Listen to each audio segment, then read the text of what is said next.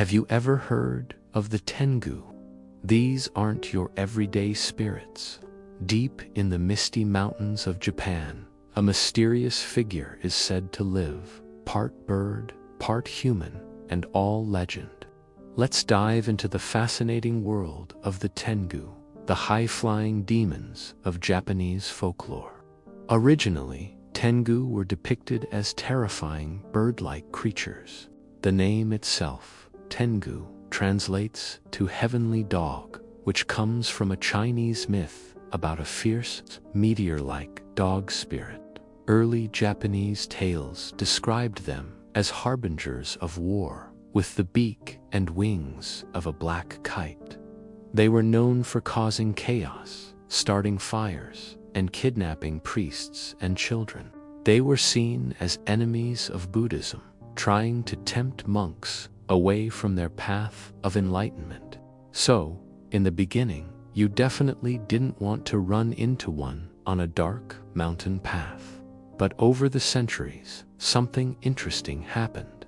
The image of the Tengu began to change. The fierce, bird-like monster slowly transformed into a more human-like figure, often depicted with an unnaturally long nose and a bright red face.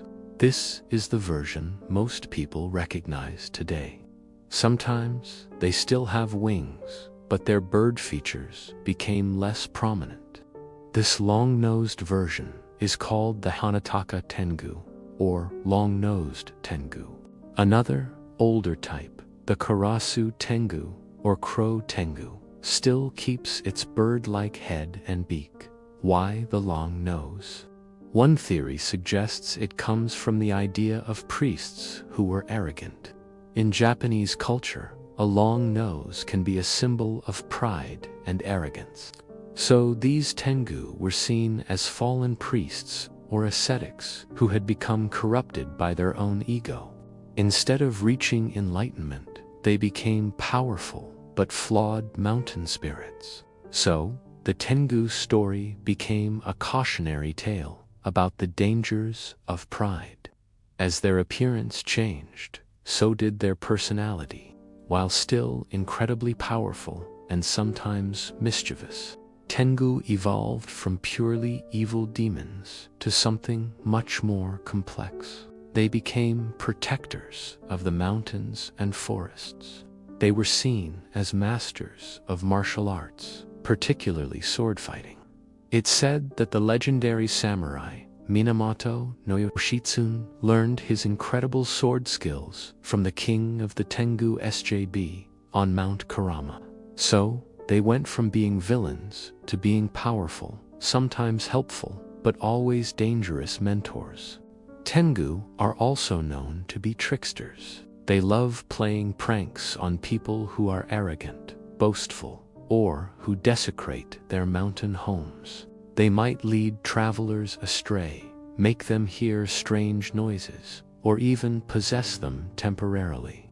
They carry a magical fan made of feathers, the hauchua, which they can use to create powerful gusts of wind, or even shrink or grow people's noses. Imagine getting on the wrong side of one of them. You can still find Tengu all over Japan today, not just in stories. Their images are popular in festivals, theater, and art. Masks of their red, long-nosed faces are common symbols.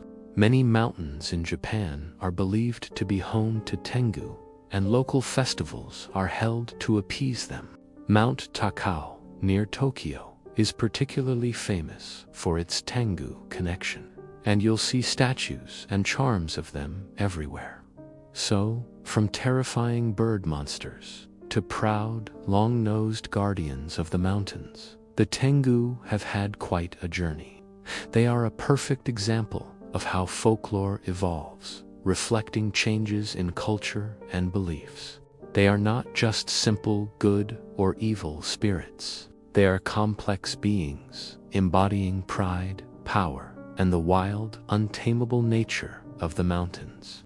They remind us to be humble and to respect the natural world.